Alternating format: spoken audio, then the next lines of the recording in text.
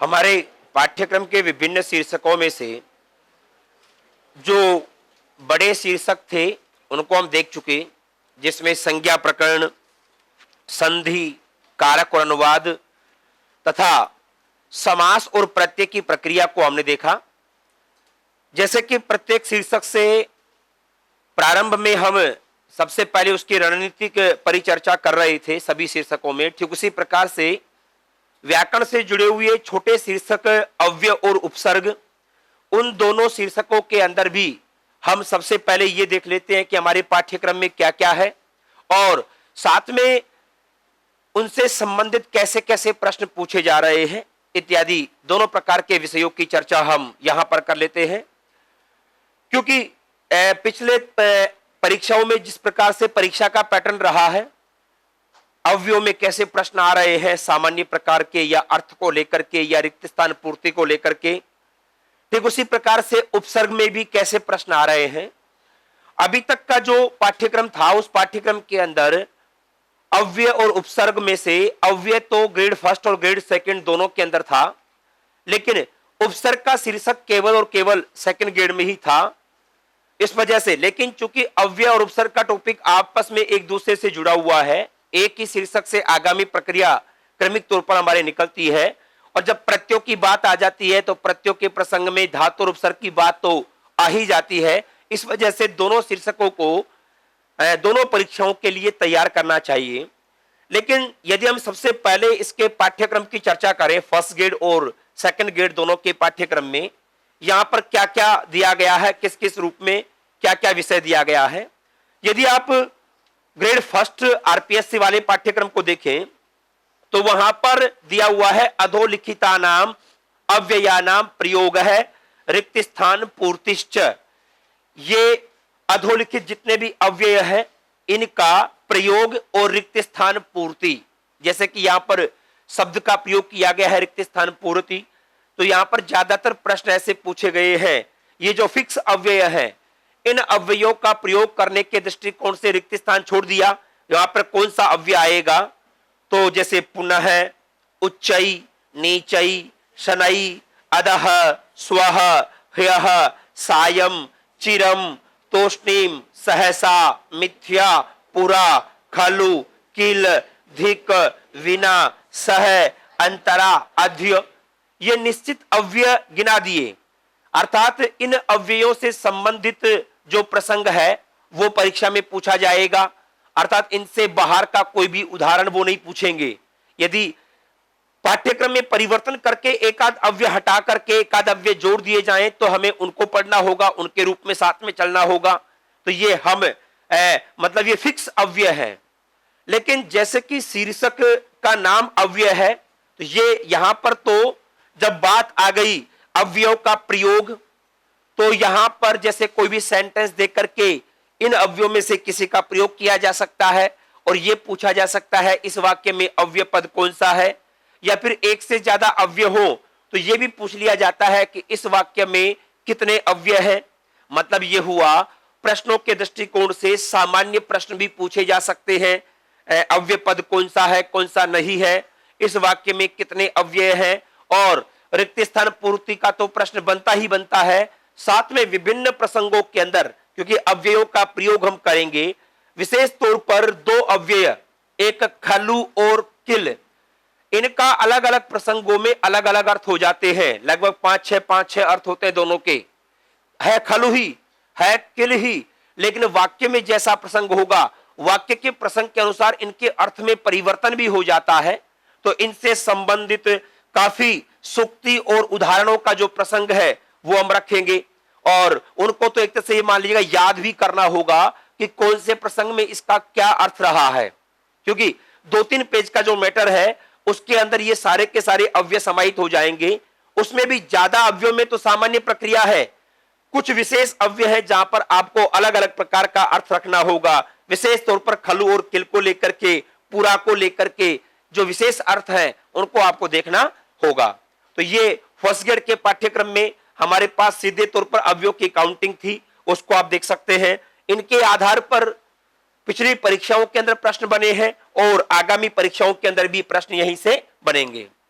ठीक उसी प्रकार से ग्रेड सेकंड के पाठ्यक्रम में हमारे पास दोनों शीर्षक दिए हुए थे, अव्यय वाला भी और उपसर्ग से संबंधित भी। तो अव्यय और उपसर्ग दोनों का टॉपिक यहां पर दिया हुआ है। अव्यय वाले शीर्षक में पॉइंट नंबर 7 देकर के निम्नलिखित अव्यय पद संबंधी सामान्य प्रश्न। अब सामान्य बात जोड़ते ही सभी प्रकार के प्रश्न इसमें समाहित हो गए। ठीक उसी प्रकार से पहले तो अव्यय किसको कहते हैं, अव्ययों के भेद कितने हो सकते हैं, कौन सा अव्यय है कौन सा अव्यय नहीं है, ये विषय तो आ ही जाएगा। उस जगह तो इनसे बाहर का अव्यय भी दिया जा सकता है। सामान्य प्रश्न के दृष्टिकोण से इन अव्ययों से बाहर का अव्यय भी दिया जा सकता है, लेकिन यहां पर भी फिक्स अव्यय अत्र, अध्य, इतः, इत्थम, इदानीम, शनैः, उच्चैः, नीचैः, नमः, कथम, कदापि, किल, पुनः, यथा, तथा, खलु, धिक, प्रातः, चिरम, किमर्थम, कुतः, कदा, ये कुछ अव्यय यहां पर दिए गए। फर्स्ट ग्रेड वाले अव्ययों में और सेकंड ग्रेड के अव्ययों में काफी कुछ समान भी है और कुछ अलग भी है, दोनों में से काफी भेद भी है। इसलिए इनमें भी जैसे विशेष तौर पर वही यहां पर भी किल आ गया, इसके अलावा यहां पर भी खलु है, ये दो तो महत्वपूर्ण है ही है। अभी आप पुराने प्रश्नों को देखेंगे तो पता लगेगा कि काफी प्रश्न खलु और किल को लेकर के पूछे जाते रहे हैं, अलग अलग प्रसंगों के अनुसार अलग अलग रूप से। ठीक उसी प्रकार से यहां पर एक अलग से शीर्षक दिया गया है उपसर्ग संबंधी प्रश्न, जिसमें वैसे तो आपको सामान्य ज्ञान होगा, प्रादि 22 है, 22 प्रादियों का सारा प्रसंग उपसर्ग वाला प्रसंग कहलाता है। लेकिन यहां पर कुछ फिक्स अव्यय उपसर्ग भी दे दिए हैं, प्र, परा, अप, सम, अनु, दो। अब दो देकर के या तो दुस और दुर दोनों का प्रसंग ले सकते हैं। वी, आ, अति, सु, प्रति, परि, उप, निर, अधि, जो प्रसिद्ध अव्यय है, प्रसिद्ध उपसर्ग है, उनको यहां पर रख दिया। अब इनसे संबंधित प्रश्न या तो एक तो सामान्य तरीके के प्रश्न बनते हैं, इनमें से कोई भी पद दे देंगे 4-5 पद, या कोई भी वाक्य बना करके इस वाक्य में से कौन से पद में उपसर्ग का प्रयोग हुआ है। ध्यान रखना, केवल प्रादि होना उपसर्ग की शर्त पूरी नहीं करता, क्योंकि उपसर्ग की शर्त जब पूरी होगी जब उपसर्गाः क्रिया योगी, कोई एक्टिविटी का प्रसंग हो। नहीं तो प्रादि तत्पुरुष में भी आए थे और अव्ययी भाव में भी आए थे, लेकिन वहां पर वो अव्यय रहेंगे और कहां पर उपसर्ग होंगे उसको हम देखेंगे। साथ में हो सकता है किसी पद के साथ जो उपसर्ग जोड़ा गया हो उसको लेकर के प्रश्न पूछे कि इस पद के अंदर कौन सा उपसर्ग है, या फिर यह भी हो सकता है एक पद में एक से अधिक उपसर्ग हो, तो यहां पर पूछा जा सकता है कि उपसर्ग है या एक है या दो है तो कौन कौन से हैं, इत्यादि प्रकार से प्रश्न पूछे जा सकते हैं। ठीक उसी प्रकार से उपसर्ग लगने के बाद धातु के अर्थ में कई बार परिवर्तन भी हो जाता है।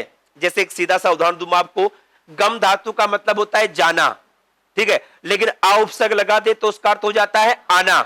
जैसे इण गतौ धातु है, उसका गति अर्थ है, लेकिन उससे पहले प्रति लगा दे तो मैंने बता रहा था प्रत्यय शब्द का अर्थ ज्ञान भी हो जाता है, विश्वास भी हो जाता है। तो उपसर्ग लगते ही अर्थ में परिवर्तन भी हो सकता है। जैसे ह्री धातु का मतलब है ले जाना, लेकिन सम लगा दे तो संहार, मारना, वी लगा दे तो विहार, घूमना, परि लगा दे तो परिहार, निवारण करना, निवृत्ति करना, उप लगा दे तो उपहार, अलग अर्थ हो जाएगा। मतलब अलग अलग धातु एक ही थी, लेकिन जैसे ही उपसर्ग आपने चेंज किए, उपसर्ग चेंज करते ही वहां पर धातु के अर्थ में परिवर्तन भी हो जाता है। और वो परिवर्तन किस किस रूप में होगा उससे संबंधित वाक्य प्रयोग भी आपसे परीक्षा में पूछे जा सकते हैं। तो अव्यय और उपसर्ग में हम आपको काफी वाक्य प्रयोग अर्थात जो विभिन्न प्रसंगों में उनके अर्थ में जो परिवर्तन होता है, उस परिवर्तन को लेकर के जो बात है उसकी भी चर्चा हम करेंगे इन्हीं शीर्षकों के दौरान, अव्यय और उपसर्ग के शीर्षक के दौरान। तो ये सारा प्रकरण भी हमें देखना है। साथ में यहां पर उपसर्ग के विषय में कुछ बातें और भी आएंगी, जैसे कि विगत परीक्षाओं में अभी यहां पर पूछा गया पलायते, पलायते में कौन सा उपसर्ग है, लेकिन पला नाम का तो कोई उपसर्ग है ही नहीं, तो पला की जगह उपसर्ग तो परा है। तो आपको उपसर्गों में जो परिवर्तन होता है उस परिवर्तन के बारे में बताएंगे कि कौन कौन से प्रसंगों में कौन कौन से उपसर्ग में परिवर्तन हो सकता है। दो तीन काम है, एक तो रे के स्थान पर लय वाला कार्य और एक उपसर्गों के अंदर जो स्वर है उसको दीर्घ करने का कार्य। वो कौन कौन से प्रसंग है जहां पर दीर्घ होगा, तो ये भी हम चर्चा करेंगे इसी उपसर्ग के शीर्षक के दौरान। साथ में एक बात और विशेष उपसर्ग के दौरान अभी तक पूछी तो नहीं गई लेकिन पूछने योग्य है, जैसे कि सामान्य तौर पर मैंने चर्चा भी की थी आपको कारक के दौरान कि जो नेर विषय वाला सूत्र बताया था, वैसे विष धातु ओरिजिनली परस्मयी पदी है, लेकिन नी लगने के बाद वो धातु आत्मनेपदी हो जाती है, नी विषते रूप बना था। मतलब उपसर्ग लगने के बाद धातुओं के पद में भी परिवर्तन होता है, मतलब परस्मयी पद से आत्मनेय पद या आत्मनेय पद से परस्मयी पद इत्यादि। जैसे एक सामान्य उदाहरण हम देते हैं, ओरिजिनली जी धातु परस्मयी पदी है, लेकिन वी पराभ्याम जेह एक नियम है, जी धातु से पहले वी और परा उपसर्ग आ जाए तो वो धातु आत्मनेपदी हो जाती है और उसका जो रूप बनता है वो बनता है विजयते पराजयते। तो ये कुछ उपसर्गों के आधार पर जो परिवर्तन होते हैं उस परिवर्तन की प्रक्रिया को भी हम इसी शीर्षक के दौरान देखते हैं। इसी शीर्षक में इनको पढ़ने का जो कार्य है वो हम करते हैं। तो सामान्य तौर पर ये जो दो शीर्षक है, इन दोनों शीर्षकों को क्रमिक तौर पर पढ़ा जाता है। पहले हम यहां पर जो अव्यय की प्रक्रिया है उसको रखेंगे। अव्यय किसको कहते हैं, अव्यय के विभिन्न भेद कौन कौन से हैं। कुछ भेद तो हम पढ़ चुके हैं, जैसे समास के आधार पर जो काम होने थे वो हम सारे देख चुके। प्रत्ययों के आधार पर कुछ प्रत्ययों के प्रसंग तो हम जो हमारे पाठ्यक्रम के अनुसार प्रत्यय थे और उनसे कोई अव्यय बन रहा था वो तो हम देख चुके हैं। लेकिन कुछ प्रत्यय और भी हैं जो कि हमारे पाठ्यक्रम में नहीं है लेकिन अव्यय के दृष्टिकोण से महत्वपूर्ण है, तो उनके प्रसंग को भी अभी हम देखेंगे। और फिर कुछ सामान्य अव्यय भी हैं जिनका सामान्य तौर पर हमें पाठ करना होता है, उनको देखना होता है कि कौन कौन से अव्यय सीधे तौर पर होते हैं।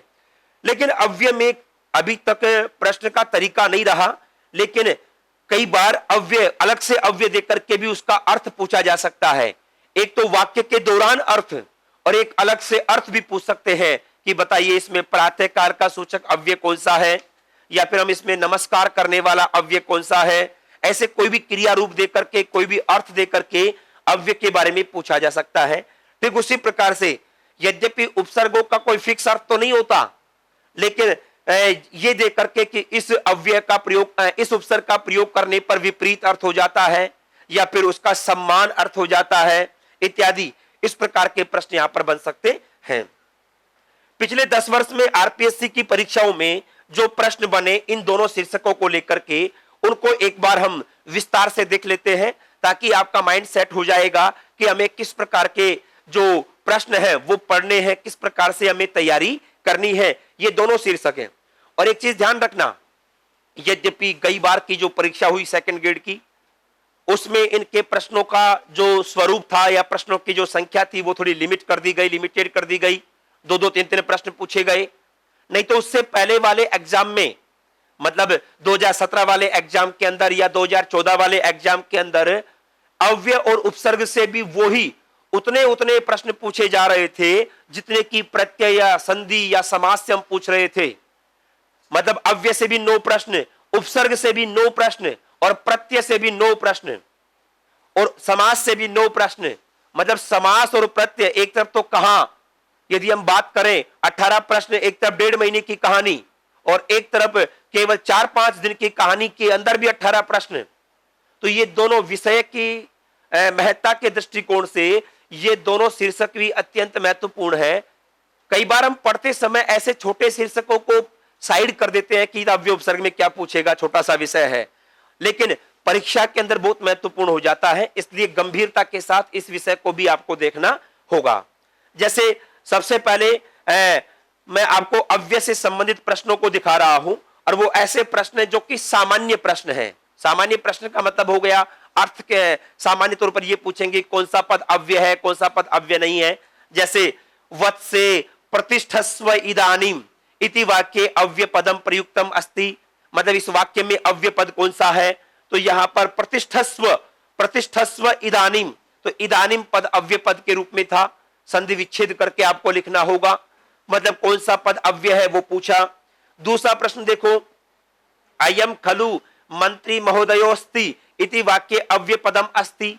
अब ये खलु का प्रयोग कर लिया, चूंकि इदानिम भी पाठ्यक्रम में था, खलु भी पाठ्यक्रम में था। ज्यादातर संभावना ये रहेगी इस तरह का कोई प्रश्न पूछे ना तो वो भी आपके पाठ्यक्रम में जो अव्यय काउंट किए गए उन्हीं से संबंधित पूछे, अर्थात उनसे अलावा कुछ भी नहीं पूछे।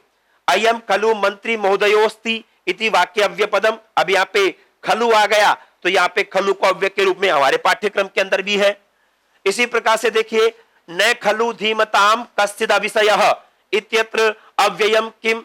अब यहां पर यद्यपि दो अव्यय थे, न भी अव्यय है खलु भी अव्यय है, लेकिन चूंकि यहां पर ऑप्शन के अंदर न दे ही नहीं रखा, हमें खलु दे रखा है, तो हमें किसको मानना होगा? खलु को मानना होगा। वैसे तो यहां पर यदि प्रश्न ये आता कि कितने अव्यय हैं तो हमें दो बताने पड़ते। ऐसे प्रश्नों में थोड़ी दिक्कत हो जाती है। यदि ये पूछ लेना कि अव्यय कितने हैं, उसमें एक दिक्कत है कि मान लो कि उस वाक्य के अंदर 3 अव्यय थे या 4 अव्यय थे।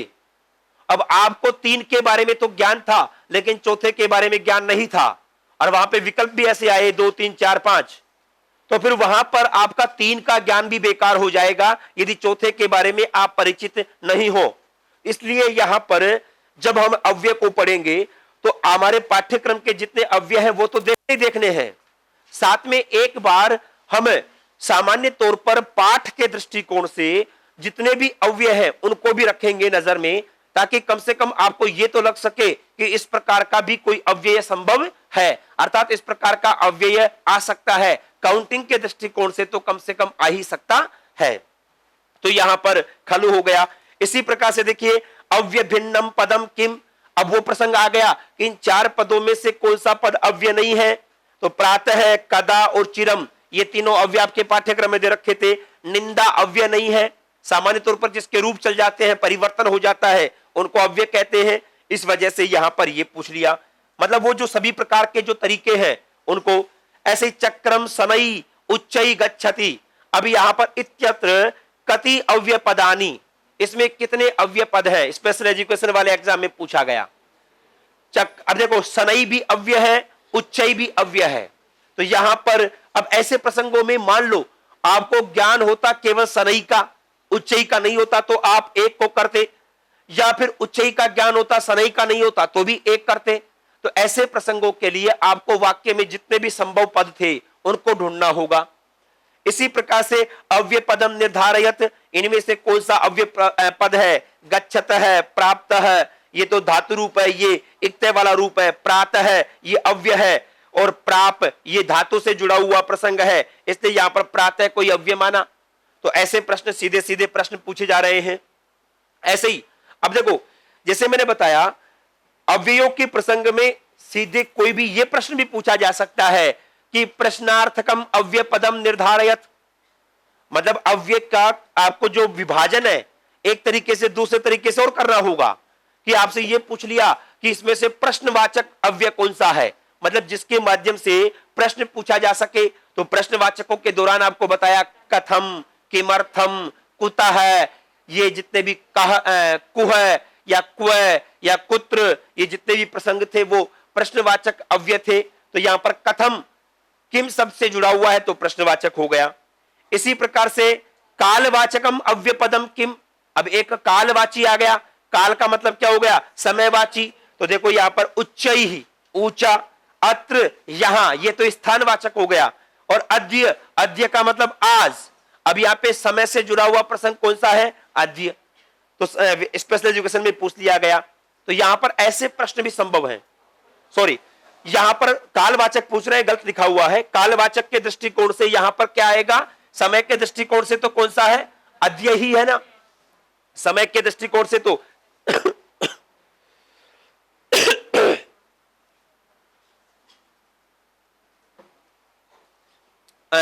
ये अत्र तो स्थानवाचक है, प्रश्न ये पूछा है कालवाचक। समयवाचक के दृष्टिकोण से यहां पर क्या होगा? अद्य होगा। तो इस प्रकार से आप देख सकते हैं, मतलब ये हुआ सामान्य प्रश्न के दृष्टिकोण से भी काफी प्रकार के प्रश्न बनाए जा सकते हैं। अब देखो, सेकंड ग्रेड 2014 में प्रश्न पूछा, एक वाक्य दे दिया, इदानीम रमेशः प्रातः उच्चै पठति। और इस वाक्य में कह दिया कति अव्ययानि संति, इस वाक्य में कितने अव्यय है? तो इदानीम भी है, प्रातः भी है, उच्चै भी है, रमेश है और पठति नहीं है, तो 3 हो गए। अब वही बात आगे मैं बता रहा था, आपको मान लो 2 के बारे में परिचित होते तो 2 कर देते, तीसरे को नहीं कर पाते। तो ऐसे प्रसंगों में थोड़ा सा आपको अलर्ट रहने की आवश्यकता है, कम से कम एक बार आपका परिचय तो हो सभी अव्ययों से, क्योंकि ऐसे प्रसंगों में हो सकता है कि कोई अव्यय आपके पाठ्यक्रम वाले अव्यय है उनसे बाहर भी आ जाए कोई, जैसे चय इत्यादि। अब चय का पाठ आपके यहां पर नहीं है, लेकिन चय का प्रयोग यहां पर आ जाए, वा का प्रयोग यहां पर आ जाए, न का प्रयोग यहां पर आ जाए, तो उनको काउंटिंग भी आपको करनी होगी। और एक प्रश्न देखो, नम इति अव्यस्य योगे विभक्ति प्रयुज्यते, नम के योग में कौन सी विभक्ति होगी? नम के योग में सामान्य तौर पर चतुर्थी विभक्ति होती है।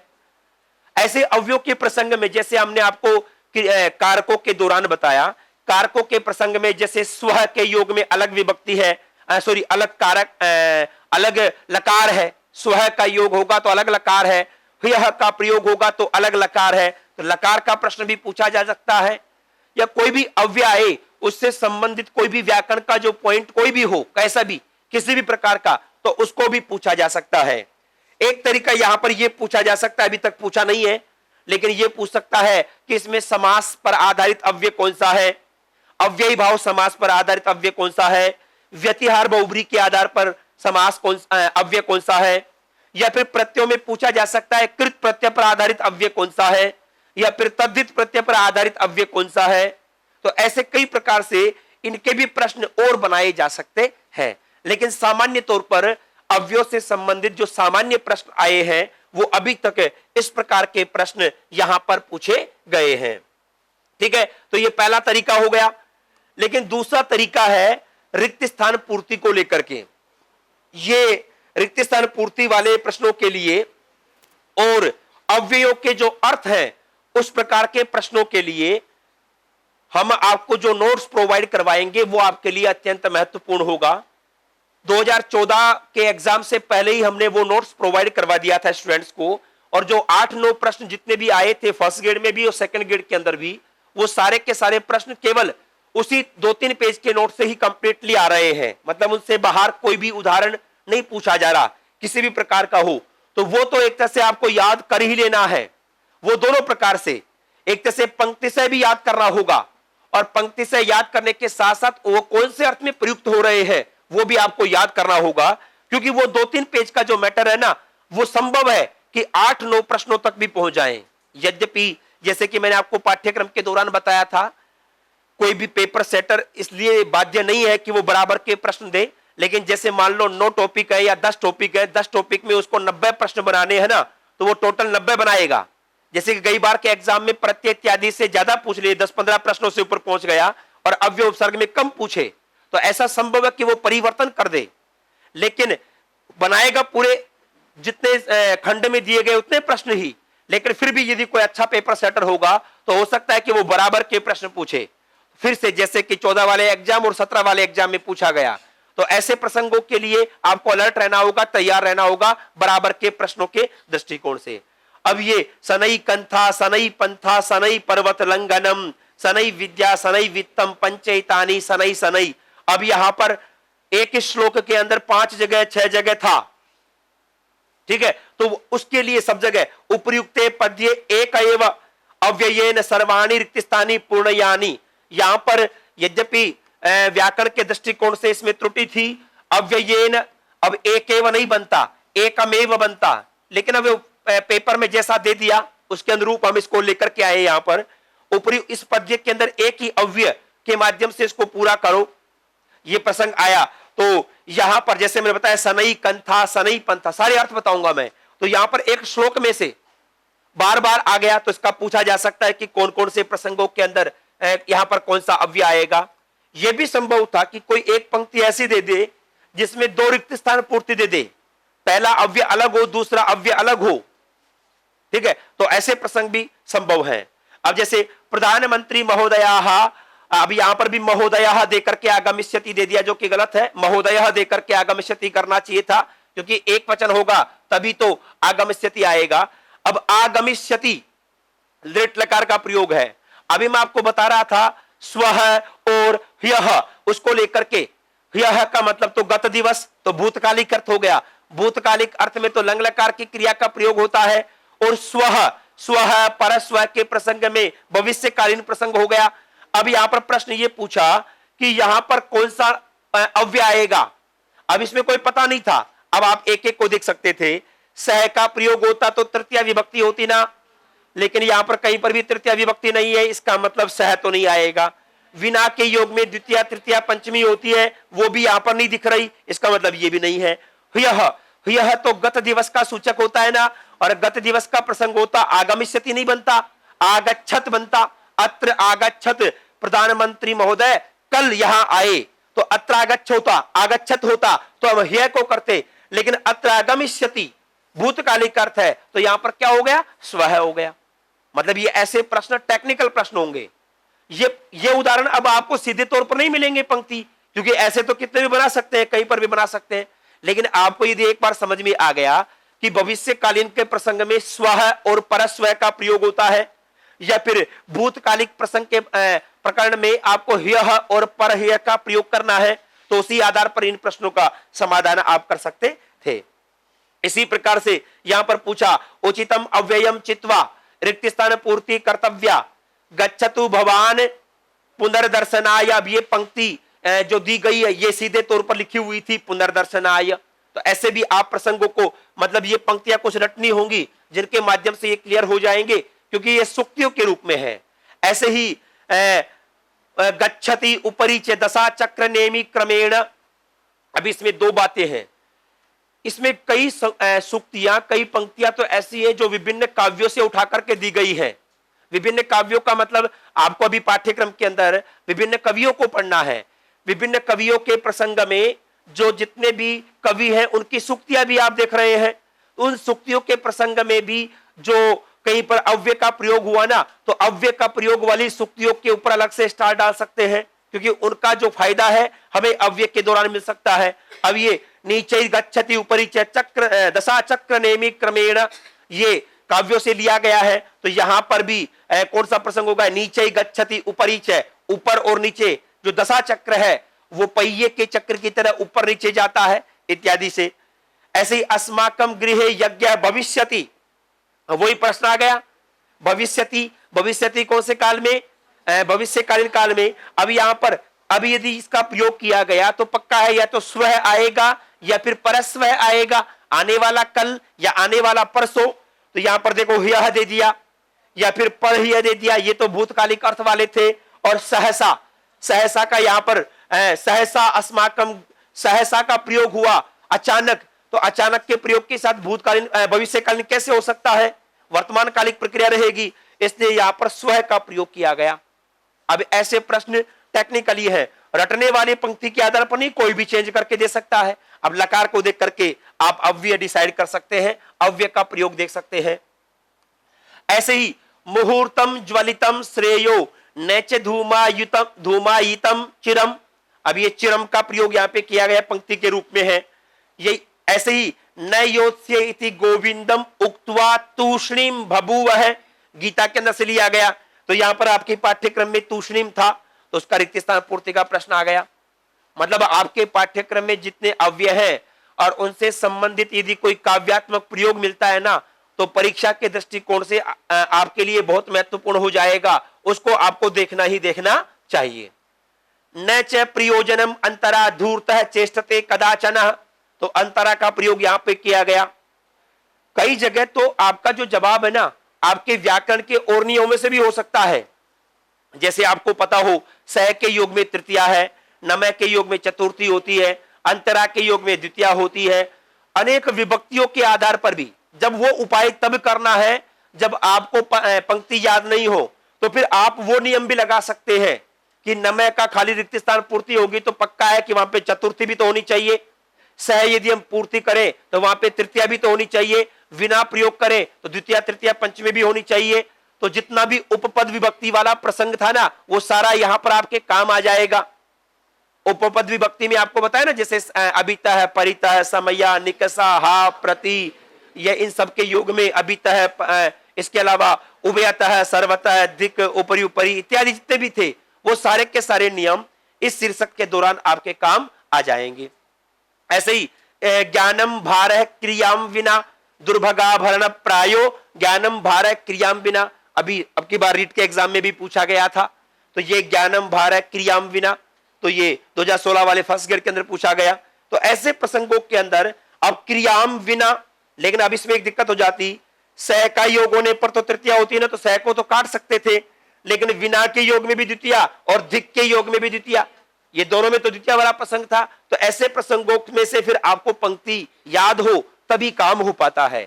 इसलिए यहां पर जो दोनों शीर्षकों में भी, अव्यय के अंदर भी और उपसर्ग के अंदर भी, जो कुछ मैं आपको पंक्तियां दूंगा उनको आपको याद करना ही होगा, वो अर्थ के दृष्टिकोण से भी और रिक्त स्थान पूर्ति के दृष्टिकोण से भी।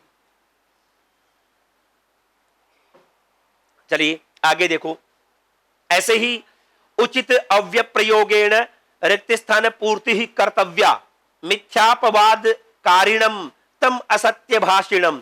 अब इस जगह जाकर के आपका कारक का नियम काम कर सकता था। यहां पे देखो, मिथ्यापवाद कारिणम द्वितीया, तम द्वितीया, असत्य भाषिणम द्वितीया। यद्यपि तम सत्य भाषणम करना चाहिए था पेपर के अंदर, लेकिन गलत किया उन्होंने, क्योंकि आगे है ना अनुस्वार नहीं होना चाहिए था, लेकिन जो एजिटेड पेपर में से था वो मैंने लिया यहां पर। तो यहां पर शुद्ध तौर पर क्या होना चाहिए था, तम। यहां पर जो अनुस्वार न होकर के अनुस्वार के बजाय क्या होना चाहिए था, तम, तम असत्य भाषिणम। चलो, लेकिन स्पष्टता के लिए कर दिया तम असत्य भाषिणम। अब द्वितीय विभक्ति हो रही है, यहां पर द्वितीय के प्रसंग के आधार पर धिक के योग में द्वितीय होती है, मतलब मिथ्यापवाद, जो झूठी बुराई करे ऐसे व्यक्ति को, और असत्य भाषिणम, जो झूठा बोलता हो उसको धिक्कार है, धिक के योग में द्वितीय हो गई। ऐसे तरुणाम बालाह क्रीडंती, अब ऐसे प्रसंगों में कारक का नियम काम आ जाएगा। तरु का मतलब होता है वृक्ष, वृक्ष, वृक्षों के नीचे बालक खेलते हैं, इस तरह का अर्थ बैठ रहा था। अब यहां पर उच्चई ही वृक्षों के ऊपर संभव नहीं है, स्व आता तो क्रिया क्रीडंती नहीं संभव था।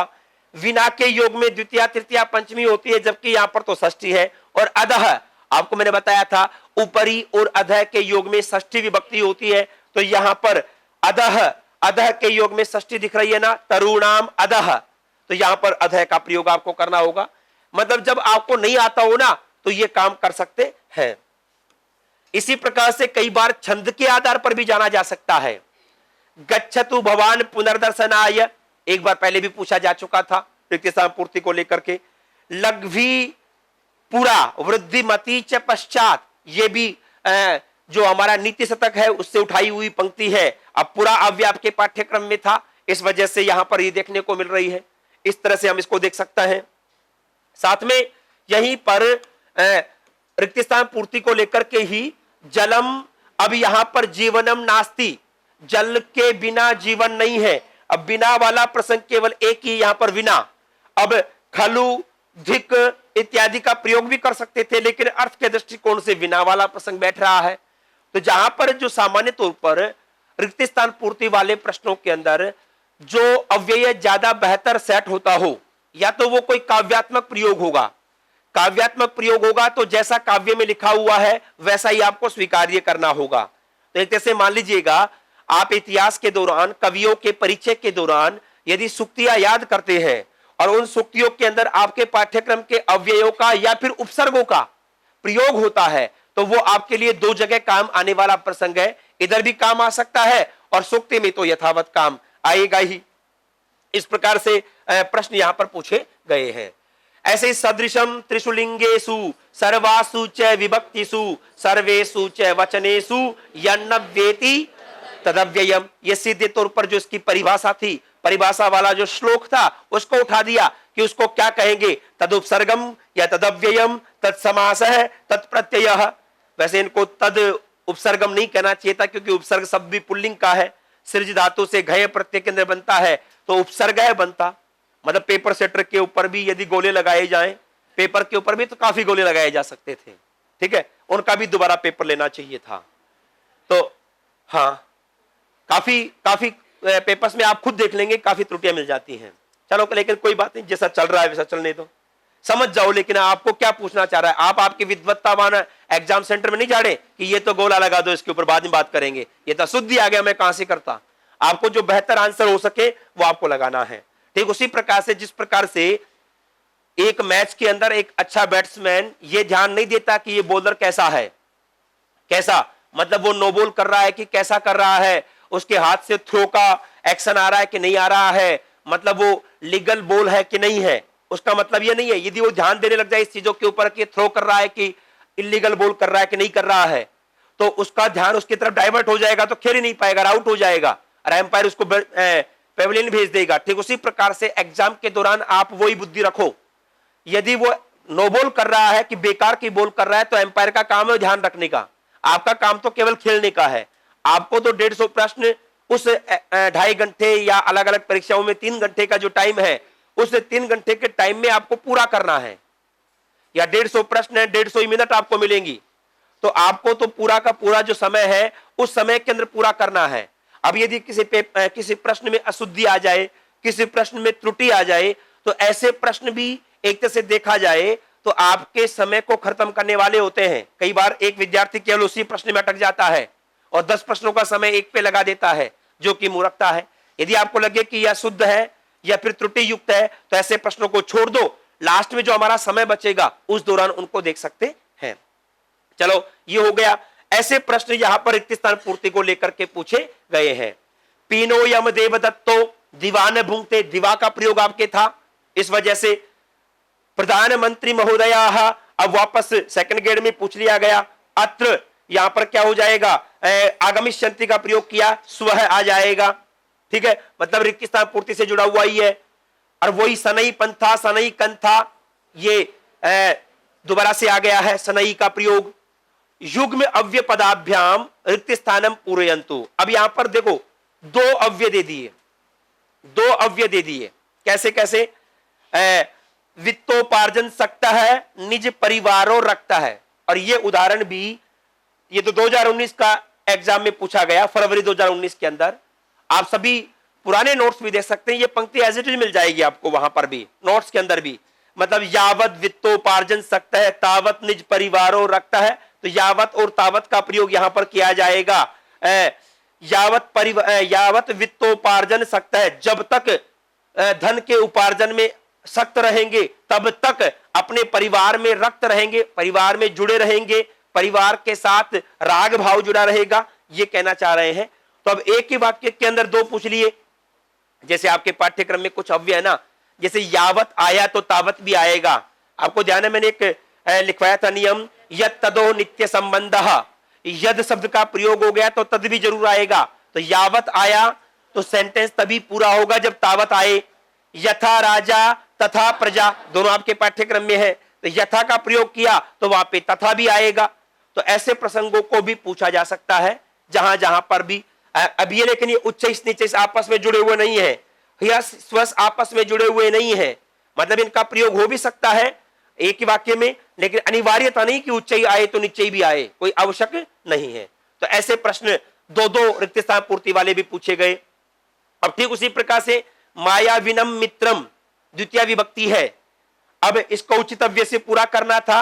अब वही बात आ गई, धिक् के योग में द्वितीय होती है ना, यदि आपको नहीं भी आता हो तो भी आप दिमाग लगा सकते थे, धिक् के योग में आपको द्वितीय करनी है। और मायाविनम मित्रम के अंदर द्वितीय विभक्ति है, मायावी मित्र को धिक्कार है। तो आपके पास 4 ही विकल्प है, 4 विकल्पों में से जो बेहतर लगे उसके आधार पर आपको जवाब देना है। यदि आपको याद किया हुआ आ गया जब तो ठीक है, याद किया हुआ नहीं भी आता है तो भी उन 4 विकल्पों में से जो सबसे बेहतर विकल्प है उसको आपको जवाब के रूप में रखना चाहिए। और ऐसे ही स्वर आदि निपातम अव्ययम, ये सूत्र में से उठा करके दे दिया। अब ये प्रश्न ऐसा था सीधे तौर पर, अभी जैसे अव्यय की परिभाषा आई, अब यदि हम पाठ्यक्रम की परिभाषा को देखें, पाठ्यक्रम की पंक्ति को देखें, तो सीधे तौर पर तो पाठ्यक्रम में नहीं जुड़ रहा था, क्योंकि पाठ्यक्रम में तो क्या कह दिया कि निम्नलिखित अव्यय और इनके आधार पर सामान्य प्रश्न या फिर इनका रिक्त स्थान पूर्ति। तो ये प्रश्न कहां से आ गया फिर? तो ये प्रश्न मतलब ये हुआ, अव्यय के शीर्षक को यदि आप पढ़ रहे हैं तो उससे संबंधित जितने भी सूत्र हैं या जितने भी अन्य विषय हैं उनको भी आपको साथ में देखना होगा, तभी जाकर के आप उस शीर्षक के साथ पूरी तरह से न्याय कर पाएंगे। तो स्वर आदि निपातम अव्ययम सेकंड ग्रेड 2018 के अंदर पूछा गया, सूत्र में से उठा करके सीधे तौर पर स्वरादिगण के शब्द और निपातों को अव्यय कहा जाता है। हम पढ़ेंगे इस चीज को भी। फिर यहां पर गच्छतु भवान पुनर्दर्शनाय सेकंड ग्रेड 18 में मुहूर्तम अपि ज्वलनम श्रेय न च धूमायुतम चिरम सेकंड ग्रेड 2018 के अंदर रिक्त स्थान पूर्ति का ही क्षीयन्ते खलु भूषणानि सततम वाग्भूषणम भूषणम नित्य शतक से उठाकर के पंक्ति दे दी गई, खलु का प्रयोग यहां पर किया गया था। तो ऐसे रिक्त स्थान पूर्ति को लेकर के प्रश्न पूछने का तरीका काफी लंबा रहा है। तो रिक्त स्थान पूर्ति वाले प्रश्नों के लिए आपको वो पंक्ति, यदि वो कोई साहित्यिक पंक्ति है तो आपको याद होनी चाहिए, और साहित्यिक पंक्ति नहीं है तो सामान्य तौर पर व्याकरण के नियमों से भी आप अव्यय के जो विभिन्न प्रसंग थे उनको आप छांटने का कार्य कर सकते हैं कि उसमें कौन सी विभक्ति होगी, किस रूप में होगी, इत्यादि प्रकार से। अब एक तीसरे प्रकार का तरीका और है, अव्ययों से संबंधित ही वो अव्ययों के अर्थ पूछता है, और ये थोड़ा सा क्लिष्ट है। इसमें कई बार एक ही अव्यय के 5-5, 6-6 अर्थ हो जाते हैं। अब वो सेंटेंस में जैसा प्रसिद्ध रहा है उस प्रकार से आपको देखना होगा। जैसे स शनै शनै चरति, वह धीरे धीरे चलता है, तो यहां पर धीरे धीरे का यहां पर मंद गति। अब देखो मंद गति, मंद स्वर, मंद रीति। अब रीति, अब जो यहां पर चरति चलने का प्रसंग है तो यहां पर गति से जुड़ा हुआ मंद गत्या को उदाहरण मानना पड़ा। ठीक है, मतलब वहां पर अव्ययों के अर्थ है उनको लेकर के। जैसे धिक अव्यय से प्रयोगे विभक्ति प्रयुज्यते, धिक के योग में कौन सी विभक्ति होगी? द्वितीय विभक्ति होगी। ऐसे न खलु बाण है सन्निपात्यो यमस्मिन, ये खलु का अर्थ क्या है?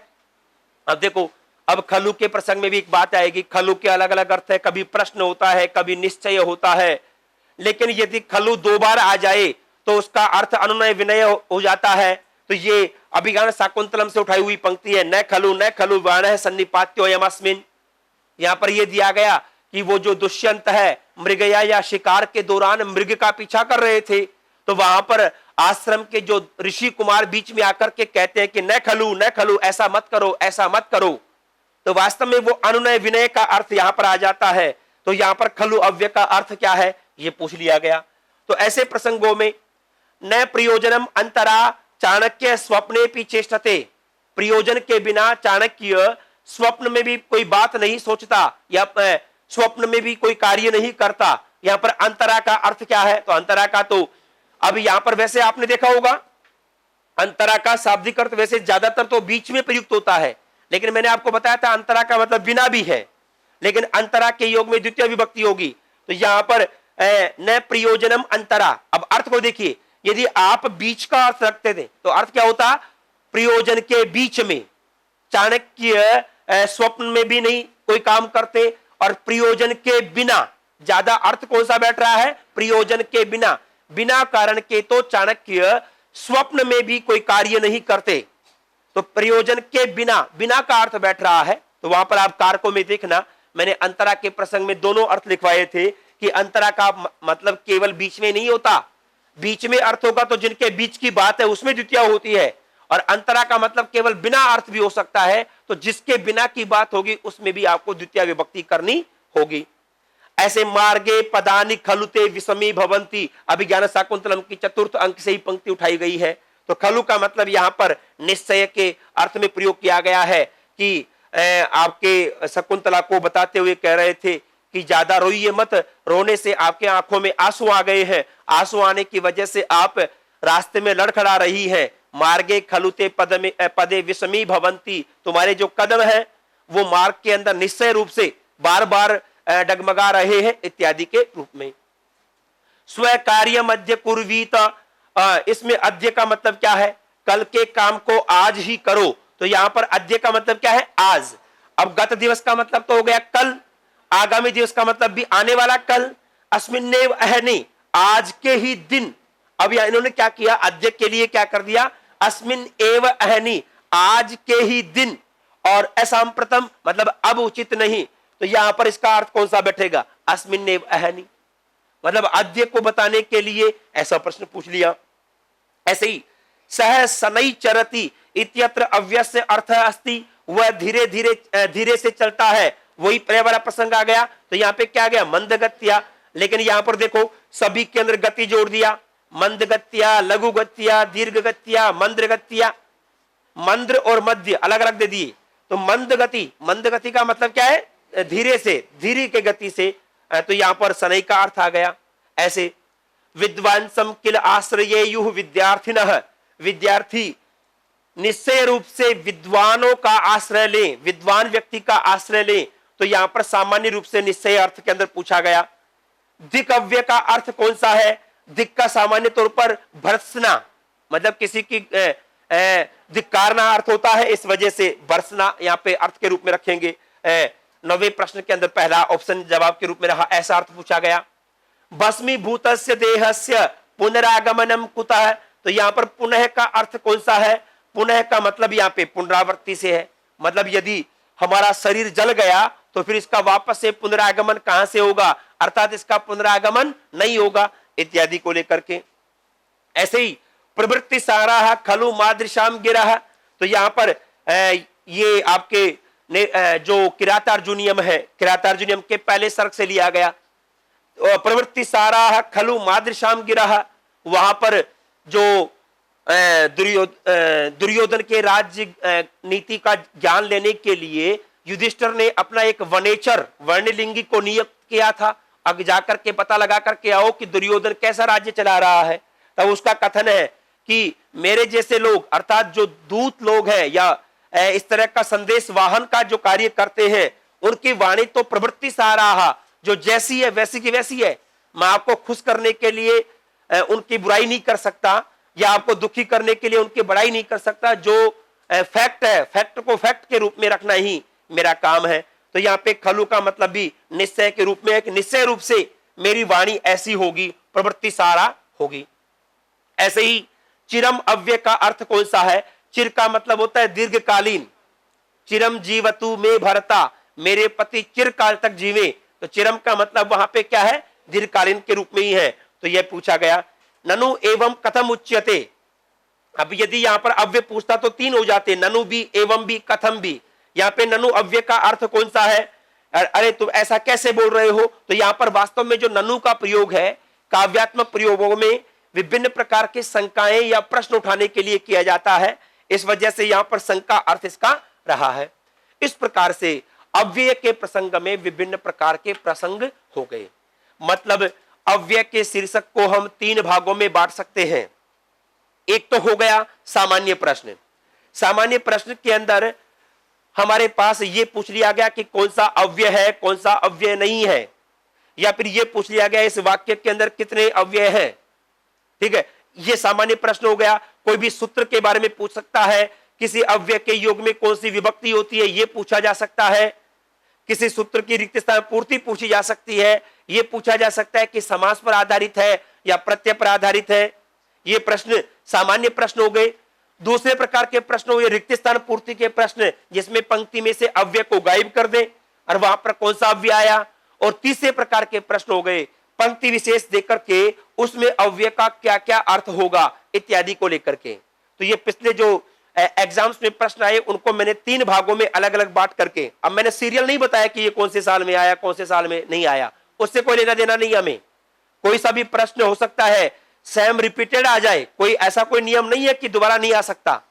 तो कोई जरूरी नहीं कि एक भी प्रश्न उनमें से नहीं आए, पुराने वालों में से। दोनों प्रकार की स्थितियां संभव है, लेकिन तरीके यही है और कोई तरीके बचते नहीं है। अव्यय से संबंधित प्रश्न पूछने के तरीके और कोई है ही नहीं। सामान्य प्रश्न, रिक्त स्थान पूर्ति और इनका अर्थ, इन 3 प्रकार से अव्ययों का जो प्रश्न है वो पूछा जा सकता है, फर्स्ट ग्रेड के अंदर भी और सेकंड ग्रेड के अंदर भी।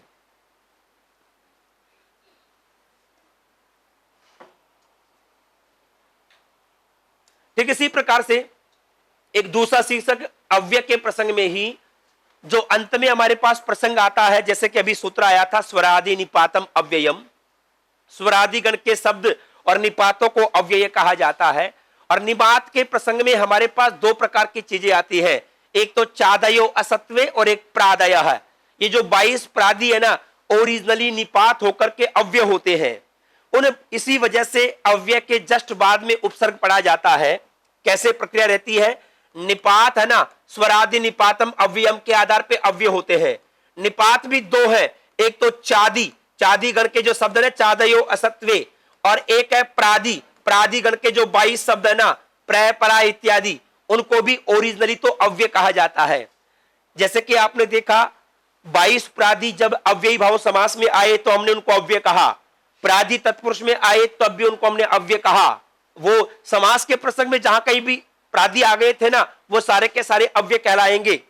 जैसे आगे चल करके आए थे ना प्रपर्ण, प्रपतित पर्ण है, प्रपर्ण है, तो ऐसे प्रसंगों में जो प्र आया उसको भी आप अव्यय कहेंगे। या फिर जैसे बहुब्री समास में आया था ना दशानाम समीपे ये संति उपदशाहा, उपदशाहा, उप का प्रयोग वहां पर भी आया था, वो भी अव्यय है। मतलब समासों के प्रसंग में प्रादि जहां कहीं भी आए वो सारे अव्यय थे, क्योंकि वहां पर कोई एक्टिविटी की बात नहीं थी। अब इसी प्रादय के आगे हमारे पास जो प्रसंग आता है, ये प्रादय के आगे का सूत्र है उपसर्गा क्रिया योगे। यदि इन 22 प्रादियों के साथ क्रिया का योग हो जाए, अर्थात कोई भी एक्टिविटी आ जाए, अर्थात कोई भी धातु रूप या कोई कृत प्रत्यय वाला रूप आ जाए, तो वहां पर भी आपको क्या करना है, उनको उपसर्ग कह देंगे। मतलब सीधे तौर पर उपसर्ग को पढ़ने में थोड़ी कठिनता होती है। केवल आप ये कह दो ना कि 22 प्रादि उपसर्ग होते हैं, तो फिर उसके लिए उपकृष्णम में भी उपसर्ग हो जाएगा। और विभिन्न परीक्षाओं के अंदर कई पेपर सेटर भी प्रश्न ऐसे पूछ लेते हैं जो वास्तव में पूछ तो ये लिया कि इसमें उपसर्ग कौन सा है, और वहां पे उपसर्ग कोई होता ही नहीं है, उपसर्ग कोई सा भी नहीं था। ठीक है, तो ऐसे प्रसंगों को हम विशेष तौर पर देखते हैं।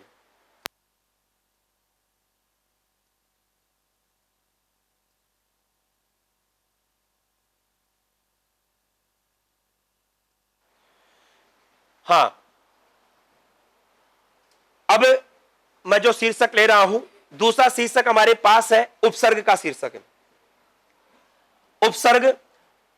उपसर्ग का जो शीर्षक है, अभी तक के जो पाठ्यक्रम के अनुसार हमारे सेकंड ग्रेड के पाठ्यक्रम में ही है, और बराबर का इसमें विषय रखा गया है, बराबर का अंक भार दिया गया है। जितने और शीर्षकों में जो अंक भार दिया गया है उतना ही अंक भार इसको दिया गया है। यहां पर प्रश्न आया सबसे पहले, जैसे यहां पर भी वही 3 प्रकार के प्रश्न हो सकते हैं। 3 प्रकार यहां पर रिक्त स्थान पूर्ति को लेकर के तो सामान्य तौर पर नहीं होते, लेकिन अर्थ को लेकर के और सामान्य प्रश्नों को लेकर के 2 प्रकार के प्रश्न यहां पर संभव है। जैसे उपसर्गाणाम संख्या अस्ति, उपसर्गों की कितनी संख्या है, 18, 19, 23 या 22, इस प्रकार से उपसर्गों की संख्या। या फिर से, अब देखो सामान्य तौर पर प्रश्न आ गया उपसर्ग कितने हैं, अब इसको लेकर के भी अनेक प्रकार के प्रश्न बन सकते हैं। स्वर अंत वाले उपसर्ग कितने हैं, व्यंजन अंत वाले उपसर्ग कितने हैं, इसमें भी अलग अलग अकारांत उपसर्ग कितने हैं। जैसे कि आपने संधियों में देखा 6 उपसर्ग आए थे अवर्णांत उपसर्ग, ठीक है, और उसमें भी ईवर्णांत उपसर्ग कितने हैं, उवर्णांत कितने उपसर्ग हैं। मतलब प्रादि का प्रश्न बनाते समय भी कई प्रकार का प्रश्न बन सकता है। कैसे, प्रादय संति 22 आ गए, अवर्णांत प्रादय, अब प्रसंग तो दिया अवर्णांत और लिख दिया आगे प्रादय, तो अधिकांश लोग तो अवर्णांत को पढ़ते ही नहीं है, सीधे तौर पर प्रादय में 22 कर आएंगे। तो ऐसे स्वर वर्णांत या फिर अजंत उपसर्ग कितने हैं, अजंत प्रादि कितने हैं, हलंत प्रादि कितने हैं, इत्यादि सभी प्रकार के प्रश्न इनसे बन सकते हैं। एक प्रश्न आया सैनिकाय पलायते रेखांकित पदे कह उपसर्ग है, इसमें कौन सा उपसर्ग है, तो परा उपसर्ग होगा। तो मैं आपको यह बताऊंगा कि कौन कौन से उपसर्गों के प्रसंग में रे को लय हो जाता है। हर जगह नहीं होगा, कुछ धातु फिक्स है, उन धातुओं के प्रसंग के अंदर ही आपको रे को लय करना होगा, और न केवल परा के अंदर और जगह भी हो सकता है, दुलयते दुरयते या फिर निलयते निरयते, तो मैं आगे बताऊंगा आपको। प्र के अंदर भी हो सकता है, तो यहां पर कैसे कैसे प्रसंग होंगे उन सबको बताऊंगा। इसके अलावा कुछ उपसर्गों के दौरान, जैसे कि मैं बता रहा था परिहार, ई छोटा बड़ा, जबकि हमने तो पढ़ा तो ई छोटा ही है, लेकिन बड़ा भी देखने को मिल सकता है। परिपाक और परिपाक, तो वहां पर दीर्घ ई भी दिख जाता है। 22 प्रादि में तो रस्व ई वाले ही थे, तो ये भी नियम आपको आने चाहिए कौन से प्रसंगों में। और कुछ जगह उपसर्गों के अंदर प्रारंभिक वर्ण का, जैसे मैं बता रहा था अपिधानम में से एकालोप करके पिधानम, ऐसे ही और भी प्रसंगों में स्टार्टिंग का जो वर्ण है उसका लोप हो जाता है। तो वो कौन कौन से प्रसंग है उनको भी हम रखेंगे। मतलब उपसर्ग से जुड़े हुए ऐसे टेक्निकल प्रश्न आपको भीड़ से अलग करने वाले होंगे। एक दो प्रश्न भी आ गए तो कहानी एक दो प्रश्नों की है। जैसे मैं बता रहा था 150 प्रश्नों में से सीरियस विद्यार्थी 140 तो सब सही करेंगे। अब वो जो 10 प्रश्न बच गए, वो 10 प्रश्न ये मान लीजिएगा जो बड़े बड़े शीर्षक हैं, प्रत्येक शीर्षक में से एक एक प्रश्न विशिष्ट होगा और 140 ज्यादा मायने नहीं रखेंगे, वो तो करने ही करने हैं। वो जो 10 प्रश्न है उन 10 प्रश्नों के ऊपर जो अच्छी मेहनत कर लेगा या उनको अच्छे प्रकार से हल कर लेगा तो उसके लिए जो रास्ता है वो ठीक हो जाएगा और उसकी रैंक ऊपर तक पहुंच जाएगी। ऐसे ही तेन अद्य विदेशम गंतुम निर्णय कृतः वाक्यस्मिन् कति उपसर्गाः सन्ति। यहां पर 1 2 3 या 4, तो देखो यहां पर विदेशम में वि उपसर्ग है और निर्णय के अंदर निरुपसर्ग है। विदेश के अंदर दो प्रकार से हम कार्य कर सकते हैं। विदेश के अंदर दिस धातु से घय प्रत्यय करके फिर वि उपसर्ग लगाएंगे तो मान सकते हैं, लेकिन विदेश के अंदर अव्यय भी संभव था। अव्यय इसलिए संभव था, जैसे आपको बताया था ना, प्रकृष्ट है देश प्रदेश और वि प्रकृष्ट देश विदेश, उस तरह के अर्थ में विदेश में अव्यय भी संभव था। वैसे तो इस प्रश्न को लेकर के शंका हो सकती थी, लेकिन यहां पर जो ऑप्शन दिए ना, ऑप्शन थोड़े इसका हल करने वाले हो गए। क्योंकि यदि मान लो विदेश के अंदर उपसर्ग नहीं मानते, क्योंकि दोनों प्रकार के प्रकरण हो गए, समझ गए जो मैं बताना चाह रहा हूं। दिस धातु से घय प्रत्यय करेंगे जब तो वि उपसर्ग है, और विप्रकृष्ट है देश है अर्थ में प्रादि तत्पुरुष करेंगे तो वि अव्यय है। अब इसमें यदि मान लो कि यह अव्यय होता तो फिर एक ही अव्यय वाला होता, एक उपसर्ग वाला होता, और एक उपसर्ग वाला होता तो ब्रैकेट में इनको निर देना होता। अब एक दे करके ब्रैकेट में इन्होंने क्या कर दिया, अद्य कर दिया, तो एक का निपटारा हो गया कि एक तो नहीं होगा। अब दो कौन कौन से वी और निर जो कि विदेश और निर्णय में है। 3 वी, अब गण कोई उपसर्ग है ही नहीं, और 4 इसने क्या दे दिया, वी भी दे दिया, निर भी दे दिया, तेन भी दे दिया, और री इस प्रकार का अद्य वाला जो प्रसंग है वो दे दिया, तो ये संभव ही नहीं है। तो ऐसे प्रसंगों में आपको चारों ऑप्शन में से लॉजिकल देखना होगा। यद्यपि ऐसे प्रश्न को यदि कोई जानबूझ करके जिद वाली बात करे और जिसको एक प्रश्न की वजह से, इस प्रश्न की वजह से कहानी चेंज हो रही हो, तो वो इसको लेकर के कोर्ट तक भी जा सकता है कि विदेश के अंदर तो सामान्य तौर पर अव्यय है, लेकिन यहां पर बेहतर विकल्प है। ऑब्जेक्टिव एग्जाम का मतलब ही यही होता है कि चारों में से कोई जरूरी नहीं कि करेक्ट आंसर मिले, एग्जैक्ट आंसर मिले, कोई आवश्यक नहीं है। उन चारों में से बेहतर विकल्प कौन सा है। मान लो उसी प्रकार से आप पुलिस वाले हैं और आपको 4 आदमी पकड़ करके दे दिए गए कि इन चारों में से एक चोर है। अब आपको यह डिसाइड करना था कि इन चारों में से चोर है कौन, तो आपके पास ऑप्शन 4 ही है, 4 के अलावा कोई भी ऑप्शन नहीं है। तो उन्हीं में से हो सकता है कि कोई भी चोर नहीं हो, उन चोरों में से जो सबसे ज्यादा चोर लग रहा होगा ना, वही आपका जवाब होगा, उसी को आप अपराधी मानेंगे। ठीक उसी प्रकार से आपके पास 4 ही ऑप्शन है, अब उनमें से जो बेहतर है वो आपको करना होगा। हो सकता है कि उसमें आपको आपके सिद्धांत से 19-20 से समझौता भी करना पड़े, लेकिन आंसर देना होगा आपके विकल्पों में से ही। ऐसे देखिए चौथा प्रश्न देखिए, स्वागतम इत्यस्मिन् पदे प्रयुक्तोपसर्ग निर्णय है। अब स्वागतम में सु और आ दोनों उपसर्ग है, तो सु उपसर्ग है, आंग उपसर्गश्च। अब ये स्व उपसर्ग नहीं है, सु दीर्घ वाला नहीं है, तो यह ह्रस्व दीर्घ का फर्क कर दिया। अब ये यदि याद हो सु प्लस आगत दीर्घ करें तो भी स्वागत ही बनेगा, लेकिन जो उपसर्ग के रूप में सु है वो ह्रस्व वाला ही है। तो ऐसे प्रसंगों के, जबकि सूक्ति के अंदर उ लिखते ना बड़ा, वो रीजन ये है सु प्लस उक्ति सवर्ण दीर्घ हो गया। तो ऐसे प्रसंगों में भी आप अलर्ट रहे कि कौन सी जगह किस प्रकार का उपसर्ग हो सकता है। ऐसे ही 5वां प्रश्न देखिए, उपसर्गस्य प्रयोजनम निर्धारयत। उपसर्ग का प्रयोजन क्या होता है। जैसे कि सामान्य तौर पर मैं आपको बताऊंगा, वैसे तो कोई विशिष्ट प्रयोजन नहीं होता, लेकिन मुख्य तौर पर धात्वर्थ परिवर्तन या धातु के स्वरूप का उपस्थापन या स्वार्थ की अभिव्यक्ति या धातु और प्रत्यय के संबंध का संयोजन, वास्तव में जो मुख्य प्रयोजन तो यहां पर अर्थ का परिवर्तन ही है। पंक्ति भी आती है, उपसर्गेण धात्वर्थो बलाद अन्यत्र नीयते। उपसर्गेण धात्वर्थो बलाद अन्यत्र नीयते। उपसर्ग के माध्यम से धातु के अर्थ का परिवर्तन बलपूर्वक अन्यत्र नीयते, दूसरी जगह ले जाया जाता है। तो अर्थ का परिवर्तन यहां पर प्रयोजन के रूप में सामान्य प्रश्न के तौर पर आ गया। ऐसे ही अब देखो इन्हीं चीजों को कारकों के साथ भी जोड़ा गया। उपान वज्यांग वस इत्यत्र उपसर्ग उपस्थितिम निर्धारयत। अब यहां पर उपसर्ग की स्थिति को निर्धारित करो। उपान वज्यांग वसय में अस्ति उपसर्ग है, नास्ति उपसर्ग है, नहीं है, संति उपसर्गाः अनेक उपसर्ग है, न संति उपसर्गाः। अब देखो प्रश्न को समझना। अब इसका जवाब हर कोई नहीं दे सकता था। जो यदि टेक्निकली उलझ गया लैंग्वेज में, वो उलझ गया। प्रश्न ये आया कि उपान वज्यांग वसय में उपसर्ग की उपस्थिति को निर्धारित करो। अस्ति उपसर्ग है, हाँ उपसर्ग तो है लेकिन है एक वचन। नास्ति उपसर्ग है, नहीं है एक वचन। संति उपसर्ग है बहुत सारे, और नहीं है बहुत सारे नहीं है। अब देखो यहां पर उपान वज्यांग वसा है, तो यहां पर उप, अनु और अधि और आंग कितने? 4। तो यहां पर आंसर क्या होगा? संति उपसर्गाः। अब बताओ पहला जवाब देने वाला तो गड़बड़ हो जाता ना सोच के अंदर ही कि ये भी तो सही है कि उपसर्ग है, लेकिन वो एक वचन है और ये बहुवचन है। चौथा ऑप्शन तो बेकार का ऑप्शन है। न संति उपसर्गाः, न संति और न अस्ति। जब न अस्ति जवाब होता तो न संति ऑटोमेटिक हो जाता, या फिर न संति है नहीं है तो फिर वो एक वचन या बहुवचन में। हम ये थोड़ी कहते हैं कि इसके अंदर एक उपसर्ग नहीं है या इसके अंदर 5 उपसर्ग नहीं है। तो बात तो एक ही हुआ नेगेटिव वाले। तो ये तो हेत्वाभास हो गया। हेत्वाभास जानते हो ना? हेत्वाभास न्याय की परिभाषा में आएगा। जो बेकार का हेतु होता है ना, बेकार का कारण जिसको हम कह सकते हैं, उसको हम कहते हैं हेत्वाभास।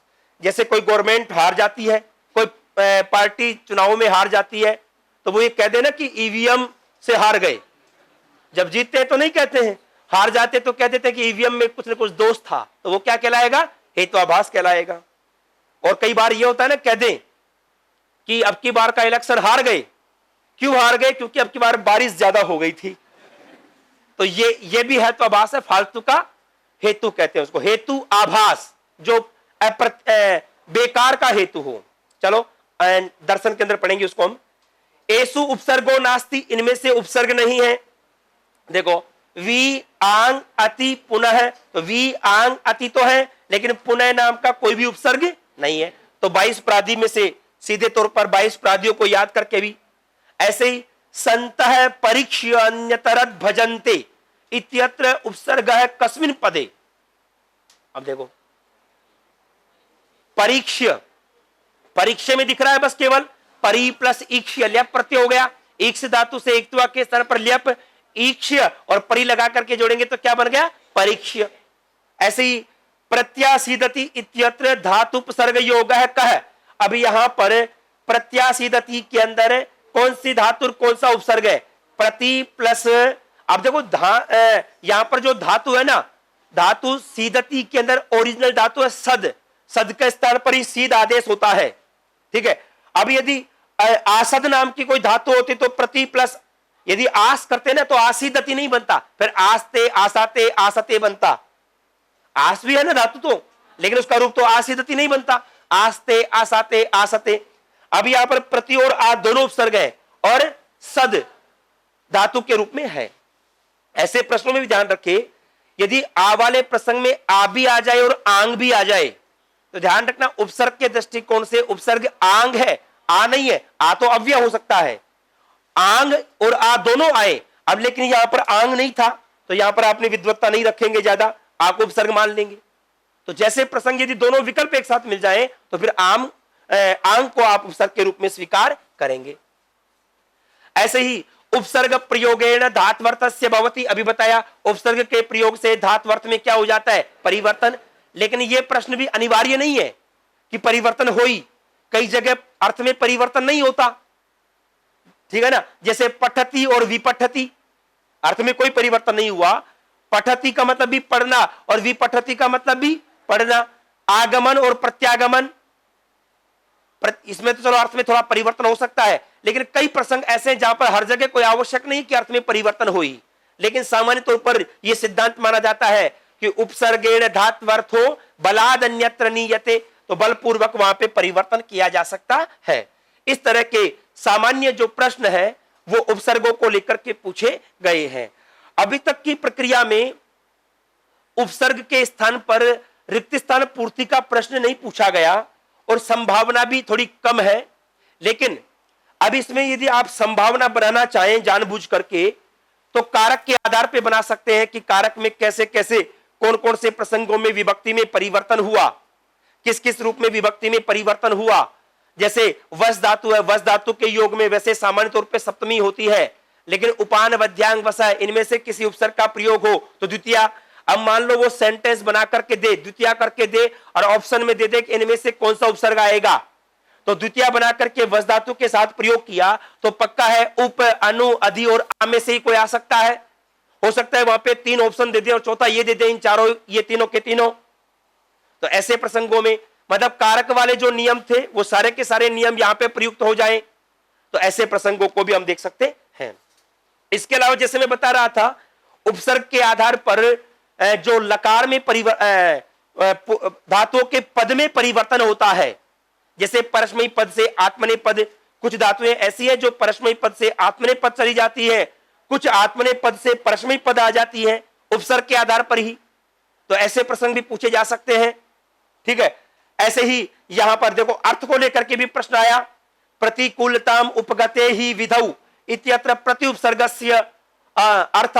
वैसे देखा जाए तो यहां पर प्रतिकूल के अंदर प्रति उपसर्ग नहीं था, प्रति उपसर्ग नहीं था, कूल धातु थोड़ी है, लेकिन प्रश्न दे दिया कि यहां पर उपसर्ग का अर्थ क्या है, प्रति उपसर्ग का उपसर्ग है ही नहीं, तो यहां पर वैसे यद्यपि प्रतिकूल का मतलब क्या हो गया, कूल के विपरीत, ठीक है, विरुद्ध अर्थ हो गया है, तो ऐसे प्रसंग दे दिया। ऐसे सीता रामम अनुगच्छति, अब यहां पर अनुपसर्ग का प्रयोग कौन से अर्थ में किया गया, सीता रामम अनुगच्छति, सीता राम का अनुगमन करती है, तो यहां पर राम का अनुगमन करती है मतलब राम के आगे जाती है, साथ जाती है, साथ जाती है या बाद में जाती है। अनुगमन तो हमेशा बाद में किया जा सकता है, तो अब ये चारों अर्थों में से जो बेहतर अर्थ बैठ रहा होगा वो हम करेंगे। ऐसे ही प्र उपसर्ग पूर्वकस्य ह्री धातो हो घय प्रत्यय योगे, अर्थ है प्र उपसर्ग पूर्वक ह्री धातु के घय प्रत्यय में जो रूप बनता है प्रहार इत्यादि, तो वहां पर उसका अर्थ क्या हो जाएगा, प्रहार का मतलब हो जाता है आघात, तो ये अर्थ हो जाएगा यहां पर। अनुपसर्ग पूर्वकस्य क्री धातु जो अनुकरोति रूप बनता है उसका क्या हो जाएगा, अनुकरण करना, जैसे यहां पर अनुवर्तनम करोति, इसका अर्थ ये हो गया। मतलब यहां पर धातु के अर्थ में जो परिवर्तन वाला जो प्रसंग है वो यहां पर पूछने योग्य है, और परिवर्तन वाला प्रसंग भी ठीक उसी प्रकार से जिस प्रकार से हम अव्यय के दौरान पढ़ेंगे ठीक उसी प्रकार से उपसर्ग के दौरान भी हमें पढ़ना है। अव्यय और उपसर्ग दोनों के अंदर हम आपको कुछ प्रिंटेड मटेरियल भी अवेलेबल करवाएंगे यहां पर, जिससे कि आप उनको पढ़ सकें, उसमें विभिन्न उदाहरणों को आप देख सकें, याद कर सकें, समझ सकें। ठीक है, ऐसे ही यहां पर सम उपसर्ग पूर्वकस्य आप धातु हो इक्तिन, सम आप इक्तिन और रूप बनेगा समाप्ति ही, समाप्ति के योग में यहां पे अर्थ क्या होगा, अब समाप्ति का अर्थ क्या है, देखो रूप बन गए तो समाप्ति बन रहा है और यह समाप्ति का अर्थ हो जाएगा पूर्ति, ये माना गया यहां पर। ऐसे ही भक्त है शिवम उपास्ते, यहां पर उपास्ते पद का अर्थ क्या है, ठीक है, भक्त है शिवम उपास्ते, तो यहां पर उपपूर्वक आज धातु का अर्थ उपासना करना या पूजा करना हो जाता है, तो दूरे तिष्ठति या पूजाम करोति, पूजाम करोति उपासना शब्द है ना, वही आस धातु से बना हुआ है उपपूर्वक, तो उसका अर्थ क्या हो गया, पूजा करना। अति चरती का अर्थ क्या हो जाएगा, अत्यधिकम चरती या विरुद्धम चरती या सम्यक चरती, अत्यधिकम चरती अंतिमांसर्ग के रूप में माना गया। ऐसे ही उपसर्ग पूर्वकस्य दिस धातु निष्पन्नस्य आदिसति, आदिसति का मतलब तो है आज्ञा देना। अब इसमें कई धातुएं ऐसी हैं जिसमें आ लगने के बाद अर्थ में परिवर्तन हो जाता है, तो वो जैसे गम धातु से जाना और आगम का मतलब आना, तो ऐसे कई प्रसंगों में आदिश का दिस का मतलब वैसे तो अलग अर्थ है, लेकिन आ लगा दिए तो ये आदेश अर्थ के अंदर आ जाएगा आज्ञा देने के प्रसंग में। और स मयि न प्रत्येति, मैं आपको बता रहा था ना, इन धातु का अर्थ वैसे तो गति है, लेकिन यदि इन धातु से पहले प्रति उपसर्ग आ जाए तो दो अर्थ हो जाते हैं, या तो एक तो विश्वास अर्थ हो जाता है, ठीक है, और एक ज्ञान अर्थ हो जाता है, यहां पर विश्वास से जुड़ा हुआ है कि सा मई न प्रत्येति, वह मुझ में विश्वास नहीं करती, तो विश्वासम न करोति अर्थ हो जाएगा, प्रत्येति का अर्थ क्या हो जाएगा, विश्वास। जैसे शाकुंतलम क्या आता है, बलवदपि शिक्षिता नाम आत्मन्य प्रत्ययन चेत, वहां पे अप्रत्यय शब्द का मतलब होता है अविश्वास। तो ऐसे प्रसंग हैं जहां पर उपसर्ग के आधार पर अर्थ में परिवर्तन हो रहा है। ऐसे देखो, सर्वथा निरक्षर है अस्ति सह, यहां पर निरक्षर का मतलब जो क्या है, निरक्षर का मतलब क्या हो गया, अक्षर ज्ञान रहित। अब ये प्रश्न भी गलत है, टेक्निकली गलत है। क्यों गलत है, देखो, क्योंकि निरक्षर शब्द ना यद्यपि प्रादि का निर तो है, लेकिन अक्षर तो शब्द है, धातु थोड़ी है। तो नास्ति अक्षर है यस्य से, या निर्गत है अक्षर है यस्य से, निरक्षर है, या तो बहुब्री समास में लेकर के जाओ, या फिर यहां पर सामान्य तौर पर वही अर्थ आएगा, बहुब्री का ही अर्थ आएगा। निरक्षर का मतलब कोई ऐसा व्यक्ति जो अक्षरों को नहीं जानता हो। तो ऐसे प्रसंगों में ये तो अव्ययी होगा, प्रादि उपसर्ग तो है ही नहीं, लेकिन फिर भी चलो निरक्षर का अर्थ पूछ रहा है। अब यहां पर निरक्षर का मतलब क्या हो गया, अक्षर ज्ञान रहित है, जिसको अक्षर का ज्ञान भी नहीं हो। अशिक्षित अलग होगा, ठीक है। ऐसे साक्षर, साक्षर का मतलब क्या होता है, जो अक्षर का ज्ञान जानता हो। अक्षरेण सह, साक्षर वही बहुब्री समास में पहुंच जाएगा, और निरक्षर भी बहुब्री समास में रहेगा। तो ऐसे प्रसंगों में वास्तव में देखा जाए तो ये उपसर्ग नहीं था, लेकिन प्रश्न पूछा गया है। तो इस प्रकार से हमारे पास ये अव्यय और उपसर्ग की जो पूरी प्रक्रिया है उसको क्रमिक तौर पर ऐसे देखा जा सकता है। अध्ययन के दृष्टिकोण से तो ये टॉपिक छोटा दिखता है कि ये अव्यय उपसर्ग तो है, छोटे से पढ़ लेंगे इनको, लेकिन परीक्षा के दृष्टिकोण से अत्यंत महत्वपूर्ण है। यद्यपि यहां पर पढ़ाने का जो कंटेंट है वास्तव में सामग्री कम होती है, ये पक्का है, क्योंकि 4-5 सूत्रों के माध्यम से अव्यय की प्रक्रिया हो जाती है, और उपसर्गों के अंदर भी ज्यादा सूत्र है नहीं, 5-7-10 सूत्र हम लेकर के जो पद परिवर्तन वाले उनके बारे में डिस्कस कर लेंगे। बाकी जितना भी इसमें वाक्य का प्रयोग अभ्यास के दौरान जितना हो सके उनके माध्यम से हम रखते हैं, और कोई ज्यादा इसमें अलग से कोई तरीका नहीं है। तो ये जो अव्यय और उपसर्ग की जो प्रसंग की जो कहानी है उसको हम आज की कक्षा में हमने इसकी जो रणनीतिक परिचर्चा है, मतलब कैसे कैसे प्रश्न परीक्षाओं में पूछे गए हैं, किस किस प्रकार से पूछे जा सकते हैं, उसकी संभावनात्मक जो चर्चा है वो हमने की है। अब इन दोनों शीर्षकों में चूंकि ये क्रमिक तौर पर पूछे जाएंगे, क्रमिक तौर पर पढ़े जाएंगे और एक ही साथ पढ़े जाएंगे, आपको सभी को इसलिए भी पढ़ना होगा, यदि फर्स्ट ग्रेड के पाठ्यक्रम में नहीं है तो भी इसलिए पढ़ना होगा क्योंकि जैसे कि आपने इक्तवा प्रत्यय वाली कहानी देखी, वहां पे उपसर्ग होने पर आपको लेप करना है, तो कौन से उपसर्ग होंगे कौन से उपसर्ग नहीं होंगे। और चूंकि प्रादि के प्रसंग में प्रादि अव्यय भी है, तो उनसे जुड़ा हुआ प्रसंग एक बार सभी को अवश्य तौर पर पढ़ना चाहिए। तो ये इसकी जो पूरी प्लानिंग है, कैसे कैसे हम इस अव्यय के शीर्षक को पढ़ेंगे, उसी प्रकार से जैसे कि सबसे पहले हम यहाँ पर जो अव्यय का जो यहाँ पर पारिभाषिक क्षेत्र है, अव्यय कहते किसको है, अव्यय की परिभाषा इत्यादि की चर्चा करेंगे, विभिन्न भेदों की चर्चा करेंगे, अव्यय के भेद कितने संभव है, किस किस रूप में, समास प्रत्यय के आधार पर अव्यय हम देख चुके हैं पीछे, उनको वापस से रिवाइज भी हम करेंगे। साथ में इनका जो वाक्य प्रयोग है, अव्ययों का जो वाक्य प्रयोग है, वाक्य प्रयोग के माध्यम से ही हम इसमें रिक्त स्थान पूर्ति वाले प्रश्नों को और अर्थ वाले प्रश्नों को समाहित करेंगे। इसी प्रकार से उपसर्ग के विषय में भी जो सामान्य बातें हैं वो हम चर्चा करेंगे। उपसर्ग कितने हैं, कितने प्रकार के संभव है, कितने भेद इत्यादि हैं, उनका वर्गीकरण भी हम यहाँ पर करेंगे।